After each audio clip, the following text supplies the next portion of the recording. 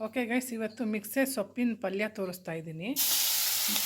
ಬೆಳ್ಳುಳ್ಳಿ, ಹಸಿಮೆಣಸಿನ್ಕಾಯಿ, ಒಂದು ಬಾಲ್ ಬೆಳ್ಳುಳ್ಳಿ ಮತ್ತು ಒಂದು 5 ಹಸಿಮೆಣಸಿನ್ಕಾಯಿ. ಎಣ್ಣೆ ಹಾಕಿದ್ದೀನಿ. ಫಸ್ಟಿಗೆ ಎಣ್ಣೆ ಹಾಕಿ ಸ್ವಲ್ಪ ರುಬ್ಕೊಂಡಿದ್ದೀವಿ ತೆರಿಯಾಗಿ.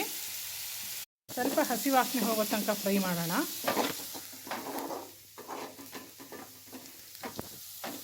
ತುಂಬ ಈಸಿ ಮತ್ತು ಕ್ವಿಕ್ ರೆಸಿಪಿ.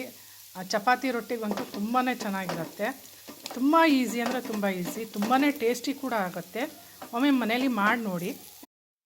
ಓಕೆ, ಸೊಪ್ಪು ಆ್ಯಡ್ ಮಾಡ್ತಾಯಿದ್ದೀವಿ. ಮಿಕ್ಸೆಡ್ ಸೊಪ್ಪು ಇಲ್ಲಿ ನೋಡಿ. ಹೆಸರು ಬೇಳೆ ಒಂದು ಅರ್ಧ ಕಪ್ ತೊಗೊಂಡಿದ್ದೀವಿ. ಓಕೆ, ಇಲ್ಲಿ ನೋಡಿರಿ, ಹೆಸರು ಬೇಳೆ ಅರ್ಧ ಕಪ್ ಹಾಕಿದ್ದೀವಿ.